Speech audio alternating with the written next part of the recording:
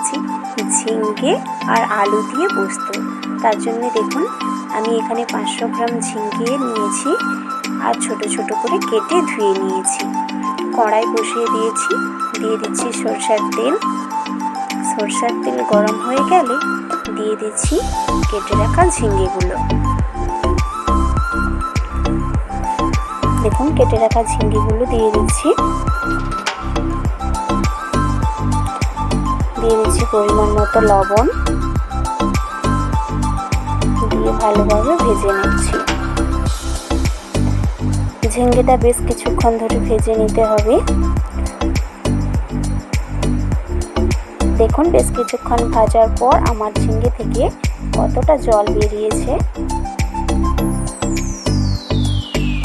দেখুন ঝিঙ্গেটা খুব ভালোভাবে ভাজা হয়ে গেছে আমার। এবার তুলে নিচ্ছি।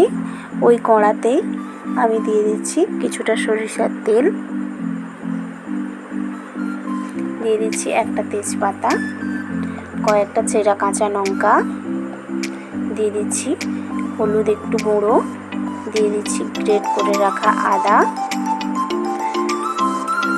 হলুদটা তেলে দেওয়ার কারণ যাতে আদাটা ছিটকে গায়ে না আসে, তার জন্য একটু হলুদ দিয়ে দিলাম তেলে, পরে আবারও দেব। এবার দিয়ে দিচ্ছি বেটে রাখা কাজু আর পোস্ত বাটা, দিয়ে ভালোভাবে কষিয়ে নেব। কাজু আর পোস্তকে বেশি কষানোর প্রয়োজন নেই, একটুক্ষণ কষিয়ে নিলেই হবে। দেখুন আর একটু সরিষার তেল দিয়ে দিলাম পরিমাণ মতো লবণ, দিয়ে একটু জল দিয়ে আবারও কষিয়ে নেব।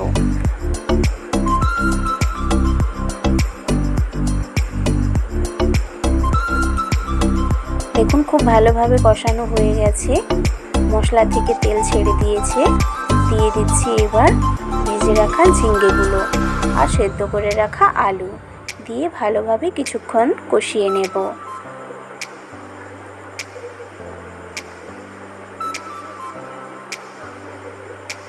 দেখুন বেশ কিছুক্ষণ ধরে কষিয়ে নিচ্ছি।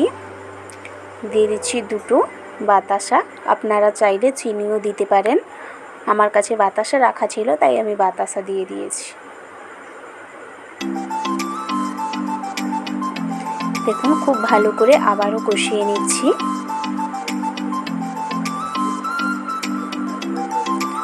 কষানো হয়ে গেছে, আমি একটু জল দিয়ে দিয়েছি। দিয়ে কিছুক্ষণ ফুটিয়ে নেওয়ার পর আমি 1 চা চামচ ঘি দিয়ে দিচ্ছি।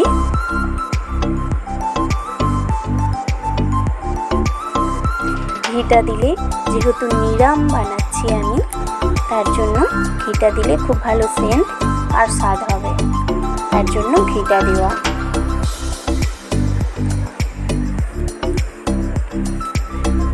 দেখুন রেডি হয়ে গেল আমার আলু দিয়ে ঝিঙ্গে পোস্ত। রেসিপিটা কেমন লাগলো কমেন্ট বক্সে অবশ্যই জানাবেন। আর চ্যানেলটা সাবস্ক্রাইব এখন না করে থাকলে অবশ্যই সাবস্ক্রাইব করে দেবেন।